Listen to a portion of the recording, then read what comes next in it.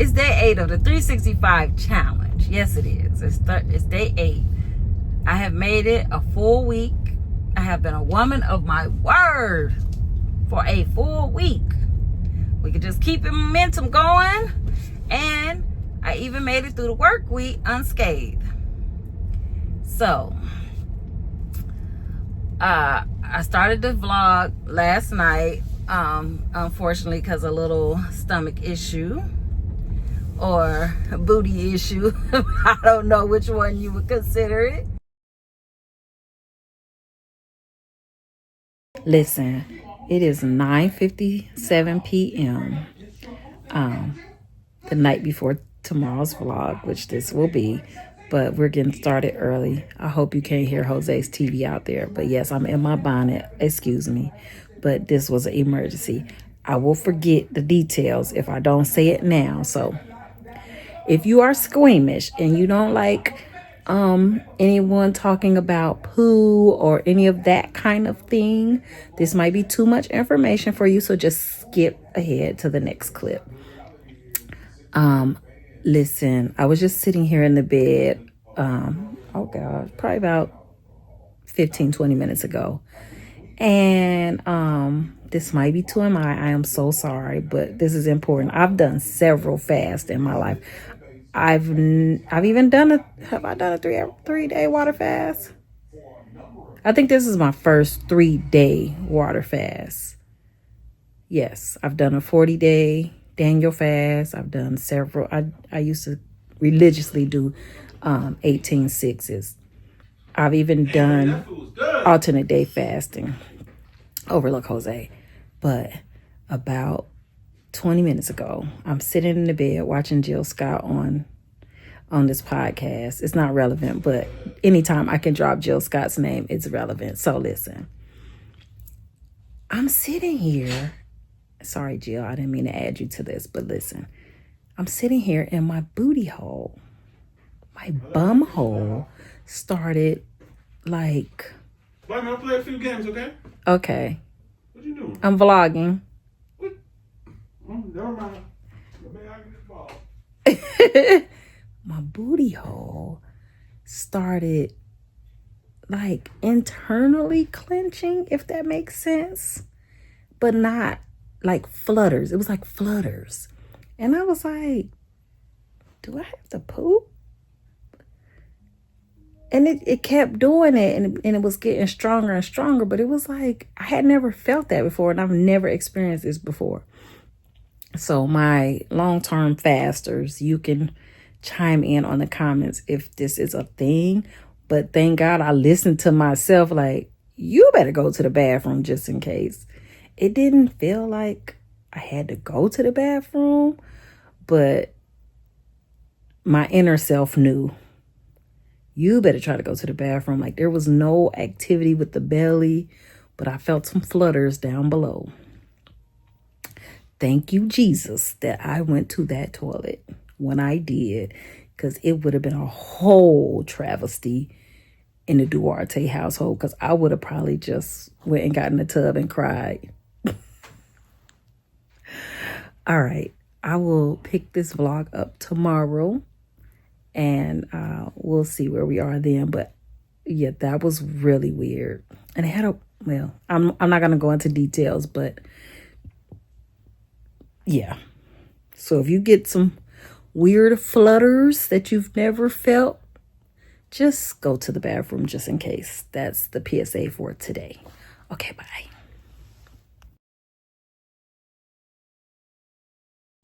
However, I woke up again last night at about 3:50, or this morning, 3:50 a.m. again, like suspicious issues in the belly or and a little lower, and was like, yeah, you better go make sure everything's all right. Woke me up from a dead sleep, and of course then I couldn't go back to sleep because I felt like, well, was that everything? Do I need to go back? You know, is it safe?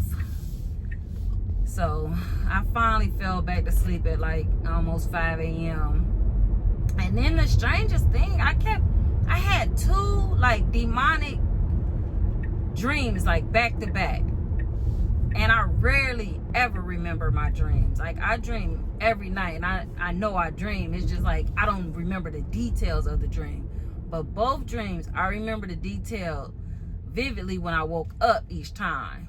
So just the first one, it was one of those demonic dreams where, you know, you feel like you're trying to wake up, like, you know, you're in a dream and you're trying to wake up, but you can't wake up. It was like that, but I was dreaming that I was having that experience. So the devil was in my head, and I was at my mom's house, but for some reason she had a second level, like she lived at my grandmother's house. It was like presenting as my grandmother's house, but it was my mom's house. The downstairs presented as my mother's actual house. But I was coming downstairs like I was at my grandmother's house. And I was talking to my mom, but it wasn't me talking to her. It was the demon that was in me was talking to her. And I was like, can you not hear me? And she was like, something in your eyes looks off, like looks wrong. Like, it looks like you, but something looks wrong in your eyes. Like, your eyes don't look right. Are you okay? And in my head, I was trying to tell her, like, no, this is not me. Like, I don't know what's happening. Just start praying for me. But I couldn't speak those words. My mouth was actually being controlled by the demon or by the devil. So it was just the strangest thing. And then when I went back to sleep after using the bathroom, so early this morning, before I just woke up, I had another, but that dream was me dreaming that happened. And I was trying to wake up from the dream, in the dream, right? Which is so meta. But either way, the second dream was the most recent one, the one that I just woke up from. So if anybody, well, no, I ain't gonna say that because the internet crazy. I used to have my pastor, she used to would tell me kind of like what the dream could mean. So this dream that I just woke up from, I was at my mom's house. It was my house. I had came home from work like usual. When I come in, I say, Alexa, sorry, I shouldn't have said it out loud. I'll re-say it. I came home from work, and when I come in, if they're not a light already on, I'll tell Alexa to turn on the lights. And I said it when I came in, the lights didn't come on. And I did it 3 times, and I'm like, okay, let me get closer and say it again. And I'm like, cut on the lights. 3 times, and the lights, and I'm like, wow, that's weird. You know, maybe somebody turned the switch off from there.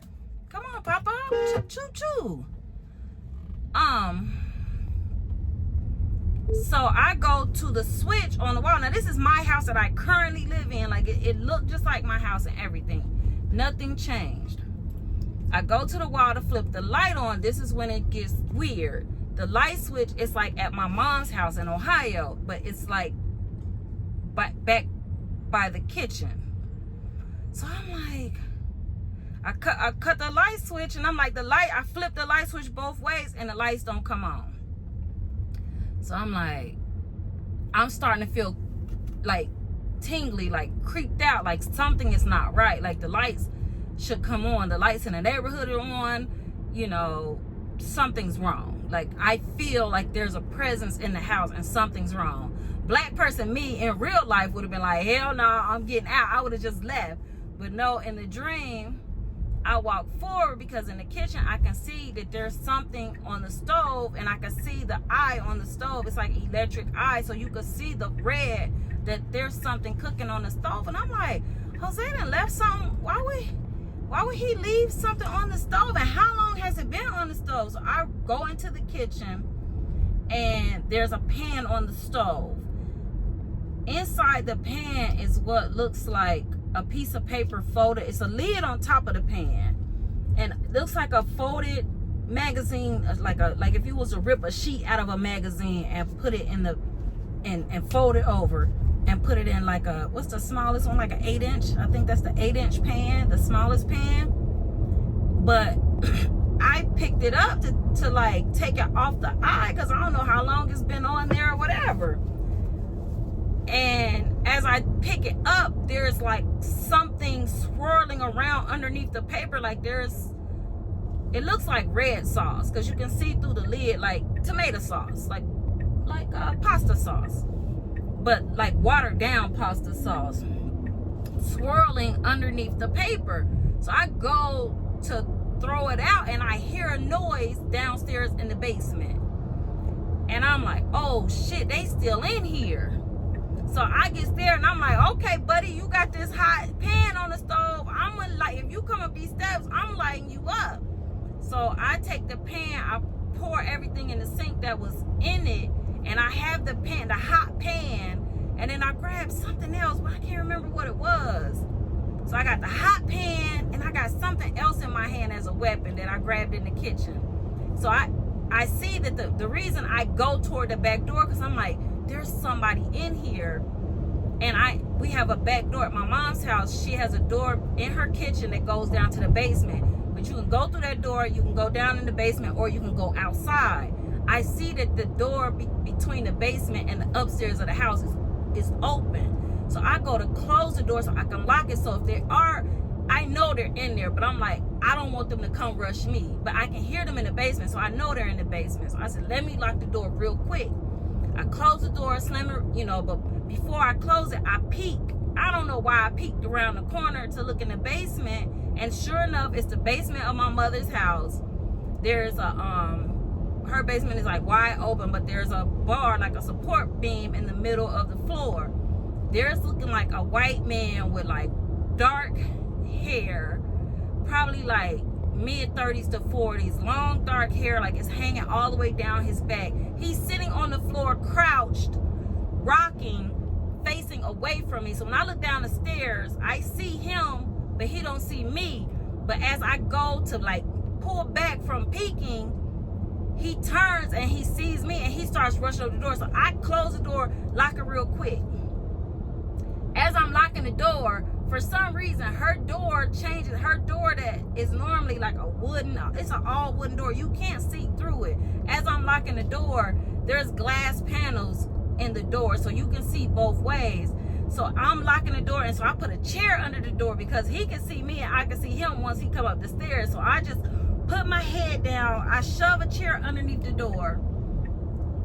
I locked it. I shove a kitchen chair underneath the door so that you can't open the door.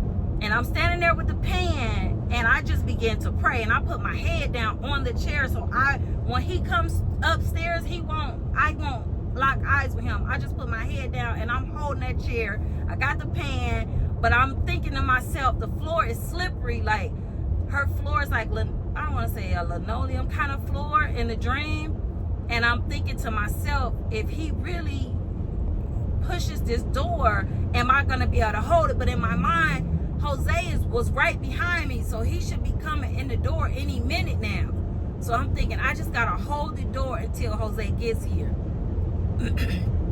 But I put my head down so I wouldn't see him, and I'm just praying fervently, like, get this demon out. I'm saying all kind of crazy stuff, and I'm like, cast this demon out. And so as he hears me praying, first he looked at me. I could feel him look at me, but he ran out of the door, the outside, to go outside. And so when he ran out the door, I looked up to see, like, did he really go out the door? But he did. And as he's running away, at the top, he's a man, just like I described. But his bottom half, I see, are like hooves, like he's like half goat or something as he's running away. And I think I woke up at that point. That's when I woke up. When I saw that he was not really a man, that's when I woke up. I'm sharing it here because it was significant that I remembered those details of the dream. And if I remember something, I always try to document it, whether I give myself a voice note. I don't know if I'm going to share this with the channel, but I'm already fasting, but Jesus help me, there go the police, but here on the other side I was only going 78, but this is technically 65 up here. You know, they be setting up trap, want to be across the highway taking score of your your speed.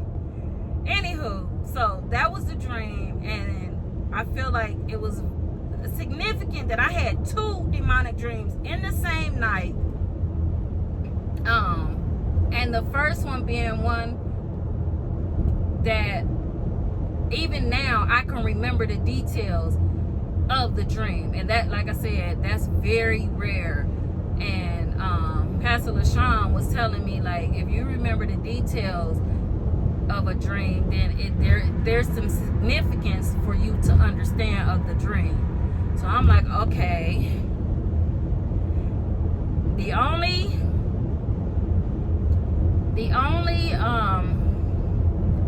things that tie into both of these dreams are my mother's house, my house. I guess I'll have to listen to it back, but yeah, those dreams shook me up. They shook me up. Your girl is a little shook. So prayer and fasting. Let's say that, prayer and fasting is going to commence, because I have been lackadaisical. I have let my laziness you know, kind of push me away from God. Like, I just been lazy, honestly. I haven't felt like getting up to go to church. You know, I've never been a big reader of my Bible anyway, but you know, I feel like God is not in the church house. It's just for you to get, you know, fed, basically.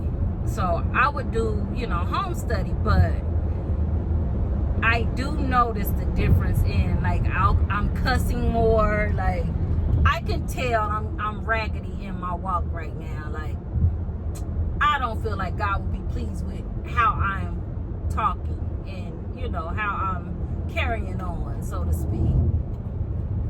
So anywho, I didn't mean to go into a whole religious rant, but yeah, your girl got spooked this morning. Anywho, I'm going to finish my commute. So I am continuing with the fast. So far, I did bring some fresh strawberries with me, just in case I want to break it. I'll just use those fresh strawberries. But as of right now, I'm not sure I'm going to break it. Today is day 4. I feel completely fine. I'm not hungry at all right now. My stomach has been kind of making some noises, but I don't feel hungry. So we'll see how as the day progresses. I'll fill you in later on as the day goes. All right, bye. They trying to get me to feed them, but I'm scared of them. Leave me alone.